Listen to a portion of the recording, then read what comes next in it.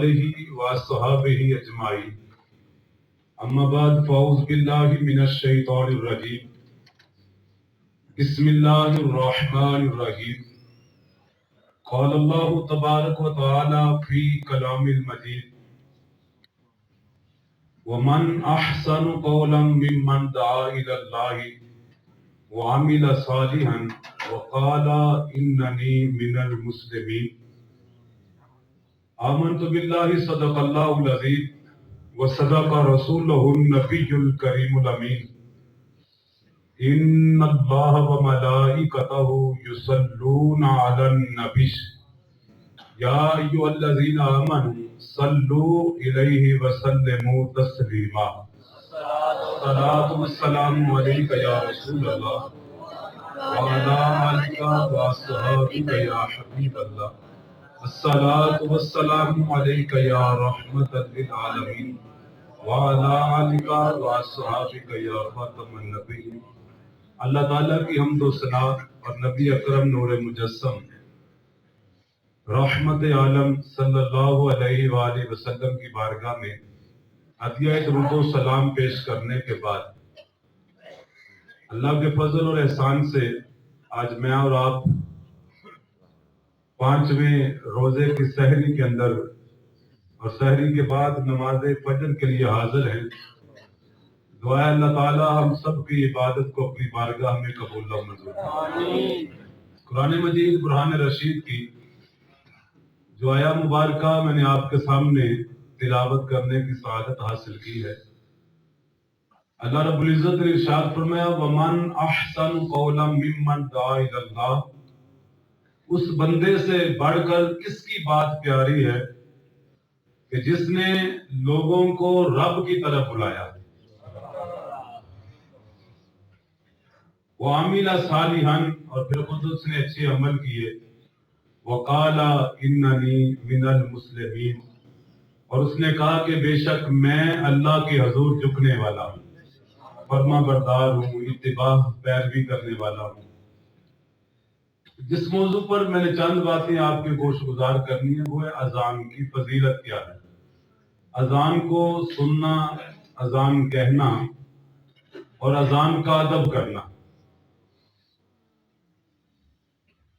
پیارے نبی علیہ الصلوۃ والسلام کی بارگاہ میں حضرت سیدنا ابو ہریرہ رضی اللہ تعالیٰ عنہ روایت فرماتے ہیں ایک صحابی کا وصال ہو گیا تو صحابہ اکرام حضور کی بارگاہ میں بیٹھے ہوئے، جب اس کی تدفین ہوگی تو حضور نے فرمایا صحابہ کیا تم جانتے ہو کہ یہ جو بندہ فوت ہوا ہے یہ جنتی ہے، یہ جنتی۔ بشارت جب حضور صلی اللہ علیہ وسلم نے دے دی تو صحابہ اکرام کے دل کے اندر تجسس پیدا ہوا کہ آخر وہ کون سی خوبی تھی، وہ کون سا کمال ہے کہ جس کی وجہ سے حضور اسے جنت کی بشارت دے دے۔ مجلس ختم ہوئی، ایک صحابی اٹھے اور ان کے گھر تشریف لے گئے، جا کے اس کی زوجہ سے جا کے پوچھا کہ یہ بتا کہ یہ کون سا ایسا عمل کرتا تھا کہ جس عمل کی بنا پر مصطفیٰ کریم علیہ الصلوۃ والسلام نے اسے جنت کی بشارت دی ہے۔ اور صحابہ کا یہ طرز عمل تھا، جب کبھی خیر کا پہلو ملتا تو اس کی پوری ٹول گیا کرتے تھے، اور جہاں دیکھتے کہ یار یہاں ہمیں کوئی نیکی کا ایک موقع مل رہا ہے، کوئی اچھا عمل مل رہا ہے تو اس کے لیے کوشش کرتے۔ جب جا کر پوچھا تو اس کی زوجہ سے پوچھا بتا اس کا کوئی ایسا عمل جو تجھے منفرد نظر آئے، وہ کون سا ایسا عمل تھا کہ حضور نے اسے جنت کی بشارت دی ہے؟ تو وہ صحابیہ کہنے لگی مجھے لگتا ہے کہ یہ اذان کو بڑے اچھے انداز سے سنا کرتا تھا، کبھی اذان کے وقت یہ کام کاج نہیں کرتا، ادب کے ساتھ اذان کو سنا کرتا۔ اذان کہنا بھی بہت فضیلت کی بات ہے۔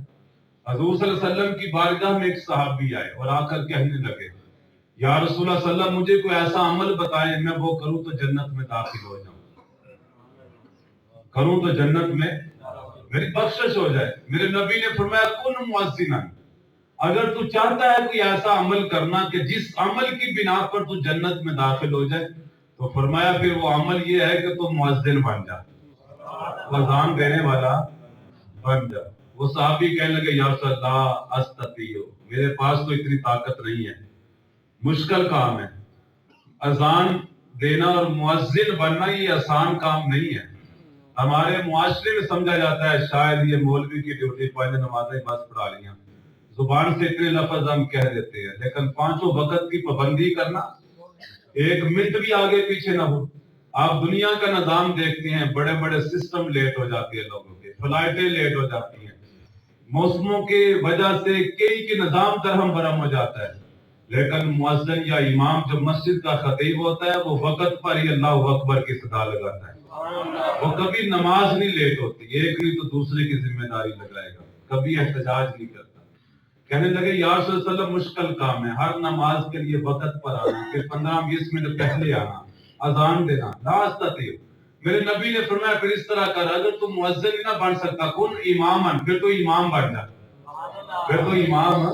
کہنے لگا یا رسول اللہ لا استطیع, مجھے تو اس کی بھی طاقت نہیں ہے کہ میں 5 وقت کی پابندی کر کے نماز پڑھاؤں.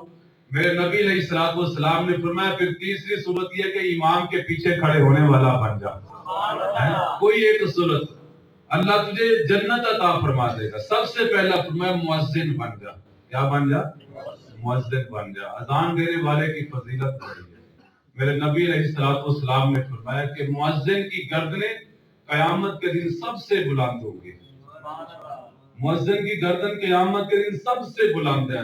مفسرین نے لکھا ہے, محدثین نے لکھا ہے اس کی تشریح کے اندر کہ گردنیں بلند ہونے کی وجہ سے ایک یہ بھی ہے کہ اللہ تعالیٰ میدان محشر میں انہیں اتنا ثواب عطا فرمائے گا اذان دینے کی وجہ سے کہ اپنی گردنوں کو اٹھا اٹھا کر ثواب کو دیکھیں گے. کتنا ڈھیر ہو ثواب. اور بعد میں کہا کہ جو بندہ کسی گردن جھکاتا ہے وہ شرمندگی کی وجہ سے جھکاتا ہے. اکثر آپ کہتی ہیں یار اس نے تو میری گردن جھکا دی ہے, میری گردن اس کے آگے جھک گئی شرمندگی کی وجہ سے.